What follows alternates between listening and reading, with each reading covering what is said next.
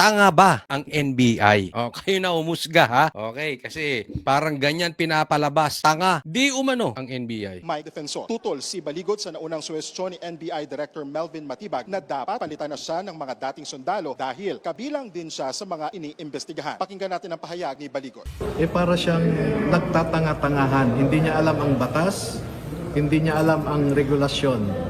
Ang sakit mo magsalita, Attorney Baligod, pambihira. Siya ba ay nagtatanga-tangahan? Siyempre, abogado to si Attorney Baligod eh. Hindi niya naman sasabihin na tanga yan si Matibag. Ito po ang pinapatukuyan dito ni Attorney Baligod ay itong NBI Director na si Matibag. Dahil sabi, dapat hindi daw siyang abogado nitong 18 Marines kasi meron ding reklamo or meron ding investigasyon patungkol sa kanya. So, sabi ko nga, hindi naman niya dinediretso, di ba? Marunong magsalita ang mga abogado nang hindi sila mailalagay sa alanganin. Yan po. Pero sa salitang vlogger, sinasabi niya, tanga ka, Attorney Matibag. Parang ganun di ba? Wag na tayong maglokohan, di ba? Syempre hindi aaminin ni Attorney Baligod yan, pero ganun na po ang ibig sabihin yan. Alam mo, ang galing din ni Bongbong Marcos, no? Ang dami niyang abogado na tila ginagawa niyang tanga. Isipin mo, isang dropout, isang hindi graduate, tapos pinaiikot, ginagawang tuta, ginagawang attack dog nitong mga abogado. Si Claire, tingnan mo anong nangyari. Kayo na humusga. Mukha bang tanga si Claire sa kanyang mga argumento, sa kanyang mga pinagsasabi? Kayo na humusga. Si Gadon, eto, wala nang kaduda-duda. Tanga talaga. Ito si Attorney Matibag, grabe rin. Bagong Claire, di ba? Sabi ko na nga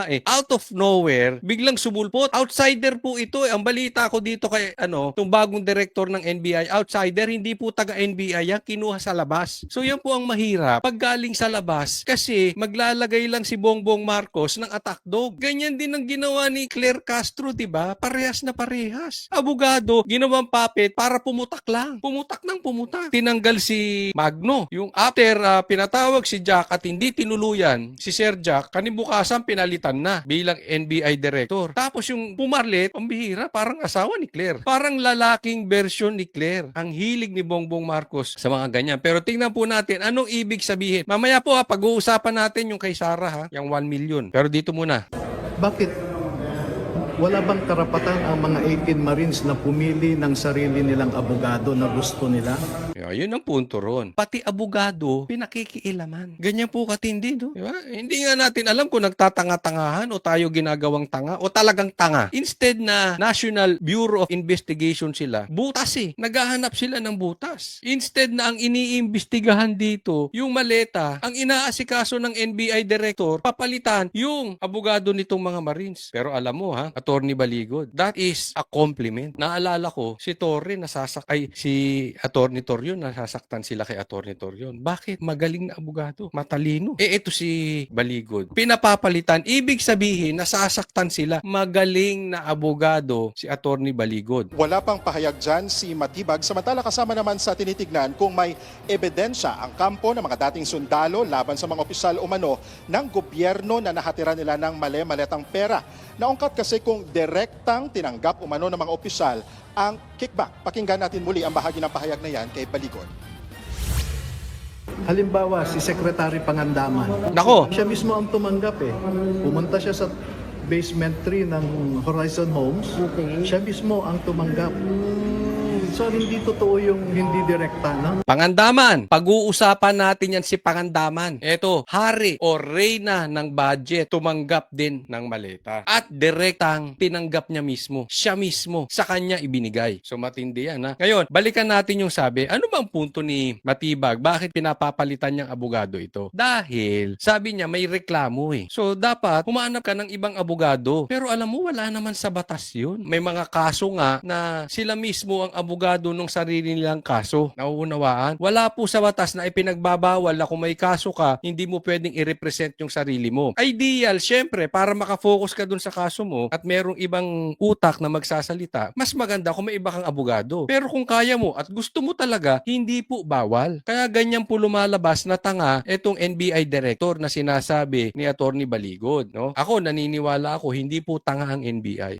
Gaya ng sabi ko, outsider to Outsider to si itong namang bagong direktor at alam mo, dinig ko doon sa mga hindi pa nakakaalam, nabanggit ko na ito. Pero kung hindi nyo pa narinig ito, muli kong babanggitin. Marami, di umano, sabi ng very, very reliable person who is active sa isyung 18 Marines na gusto ng 90% ng NBI ang ginagawa nitong mga Marines. Asar na rin sila dito sa korupsyon. Tapos, meron pang pinaupo na NBI director na tila kahintulad lang ni Claire Castro. Hindi magsasalita na may laman. Kung hindi, parang attack dog lang. Tingnan mo, hindi niya gustong imbestigahan. Di ba?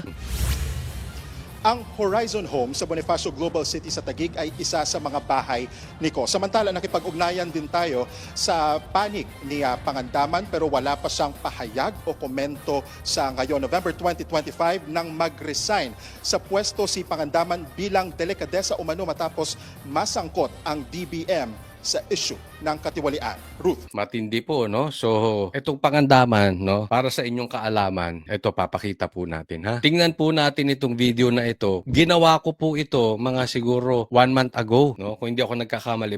Basta more or less, mga gano, mga 1 month ago. Pakinggan po natin, ha? O, kukomentaryohan natin yung video ko.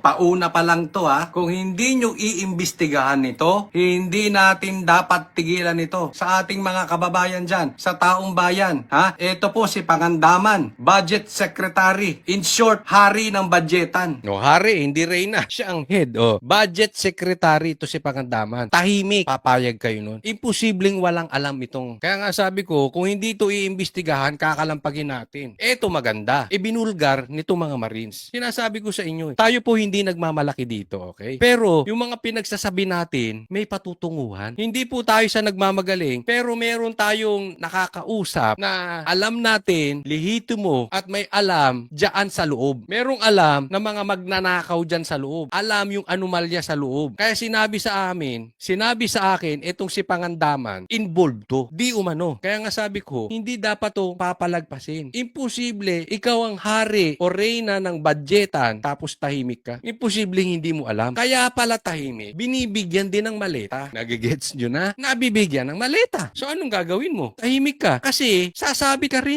Bakit? Corrupt din. Hindi ako nagsabi niyan. Mismo si Attorney Baligod, yung abogado nitong 18 Marines, alam. Sila mismo diniliver sa kanya. Yari ka, Pangandaman, mati ka rito. Hindi nyo pa rin iimbestigahan? Hindi ko titigilan talaga to. Sinasabi ko sa inyo. Lahat po patungkol sa budget, alam nito, dadaan dito. At bakit nakakabingi ang katahimikan niya? Yun pala, dahil sa maleta. Budget Secretary? Bossing? At sabi ng isang mainstream media, 3.4 trillion pesos nawawala patungkol sa korupsyon. Aba, tapos tahimik to? 3.4 nawawala, trillion sa korupsyon nawawala, tapos yung budget secretary tahimik. Connect the dots. Tutugma, di ba? Sabi ko sa inyo Alam mo, etong gobyerno natin, sindikato ito. Hindi man lahat, marami dyan. Hindi ito galaw lang ng isang tao. Lahat sila nakikinabang. Kaya kita mo ang hirap i-penetrate. Lahat kasi may maleta. Kung hindi maleta, may envelope, karamihan tumatanggap. Kaya kita mo ngayon tahimik. Kahit sa vlogger yung mga maingay, mga putak ng putak, yan ang talagang nanindigan. Parang itong mga Marines. Yung iba dyan, kaya nagsilipat. Dati namang makasara. Dati namang galit kay Bongbong. Ngayon, nandoon sa kabila. Pati political analyst nandoon. Bakit? Si Trillanes, di ba nabibigyan? Nagtataka kayo, bakit yung mga kain suka, kinakain nila suka nila? Ikaw ba naman, bigyan ka ng envelope? Milyon. Bigyan ka ng maleta. Tingnan mo si itong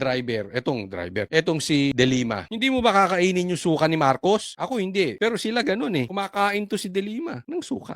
Siyempre, may folder Tapos hindi iniimbestigahan. Abay, kailangan kalampagin natin ito. Kung hindi po ito iimbestigahan ng Blue Ribbon, ng Senado, ng mga congressman, at kung sino-sino pa, abay, parang lokohan ito. So, bantayan po natin ito mga kababayan. Gaya ng sabi ko, pauna pa lang ito. Dahil ipagpapatuloy natin ang pagsasaliksik patungkol dyan sa ghost projects. At syempre, hindi po pwedeng mawawala itong bossing ng budget. Ito, si Pangandaman. Ito maasahan nyo, hindi natin titigilan ito hanggat hindi nakukulong yung mastermind. Samahan nyo po kami sa laban na ito. Ito po kasi ay delikado. Ito ay naghahanap sila ng butas. Nakikita nyo naman ng NBI. So, kailangan magtulong-tulong tayo dito. Konting tiis na lang. Magagapi din natin itong magnanakaw sa gobyerno. Itong sindikato sa gobyerno.